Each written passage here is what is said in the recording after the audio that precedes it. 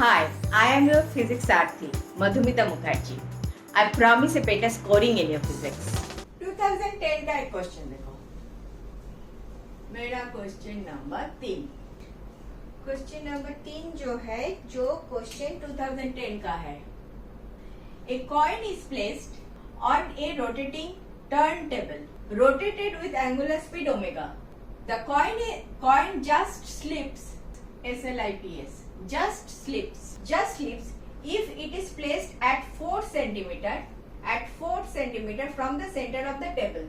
अच्छा, if the angular velocity is doubled, at what distance will the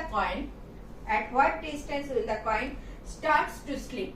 आपका option A is 1 centimetre, B is 4 centimetre, C is 9 centimetre, D is 16 centimetre.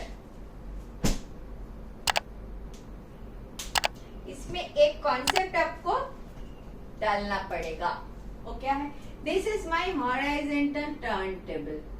इसका मतलब क्या है? ये turn table horizontal axis एक घूमता है, ठीक है, हॉराइजॉन्टल प्लेन में. इधर एक कॉइन है, कॉइन रखा है. कॉइन बोल रहा है विथ एंगुलर स्पीड, ये ओमेगा स्पीड से घूमता है एक्सिस के बराबर, ठीक है. This is my axis, axis के बराबर ये ओमेगा स्पीड से घूमता है. If it is placed at 4 centimetre from the centre of the table, the coin just slips. Omega speed से घूम रहा है 4 centimetre. This is your 4 centimetre. 4 centimetre दूरी पे है तो जस्ट स्लिप करता है. देखो, कुछ में आप घुमाओगे ना, एक ऐसे इस पे कुछ रख के घुमाओगे ना, इसको घुमाओगे ना, तो after some time with this particular speed you see that coin. If you put a cap, एक कैप रखोगे और इसको घुमाओगे तो देखोगे स्लिप करके जा रहा है, ठीक है. घुमाओगे तो इसके ऊपर क्या आएगा? एक सेंट्रीपेटल फोर्स तो आएगा. ये सर्कल बना रहा है, this coin is making a circle, तो सेंट्रीपेटल फोर्स तो है.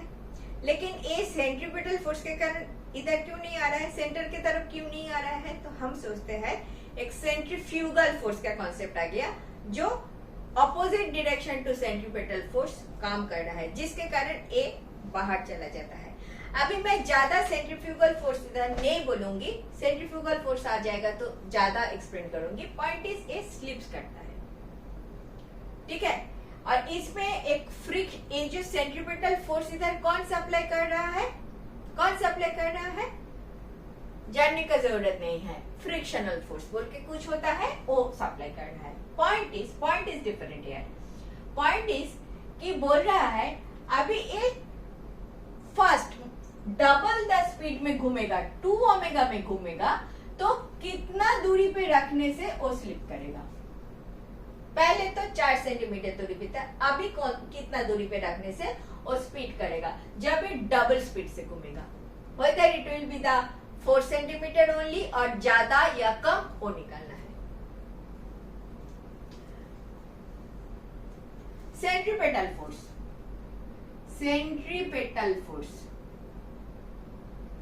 ऑन द कॉइल क्या है? m v square by R. Omega से घूम रहा है तो v स्क्वायर बाई आर में मैं नहीं करूंगी, m ओमेगा स्क्वायर आर में करूंगी. दिस वाला एक्सप्रेशन लूंगी क्योंकि ओमेगा दे दिया.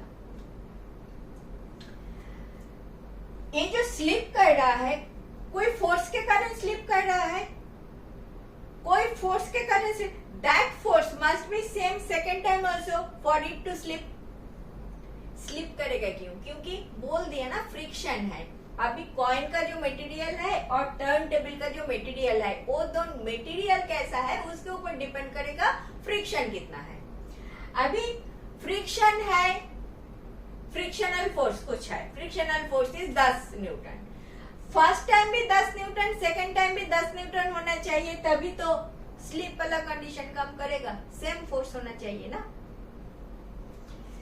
तो centripetal force in this case and centripetal force in the next case should be same, because in both the times condition of slipping is applicable. बात समझ में आ रहा है?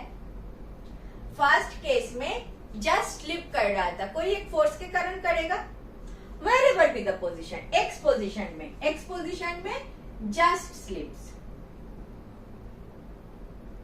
नेक्स्ट टाइम y पोजीशन में जस्ट स्लिप्स। ये जो just slips वाला condition है, फोर्स x पोजीशन में जब है एंड फोर्स y पोजीशन में जब है, वो दो फोर्स सेम होना चाहिए, सेम कंडीशन होना चाहिए, तभी तो स्लिप करेगा। ये बात समझ में आया? सो F1 इक्वल टू F2 होना चाहिए। F1 क्या है? m ओमेगा स्क्वायर R1 पकड़ लो, दिस इज ओमेगा।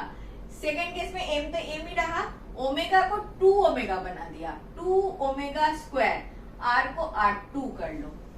हियर ए निकल देती हूँ, here R1 equal to 4 centimetre, R2 कितना है निकलना है, ठीक है। इसको ओमेगा 1, इसको ओमेगा 2 रख लेती हूँ फिलहाल, ओमेगा 2 स्क्वायर।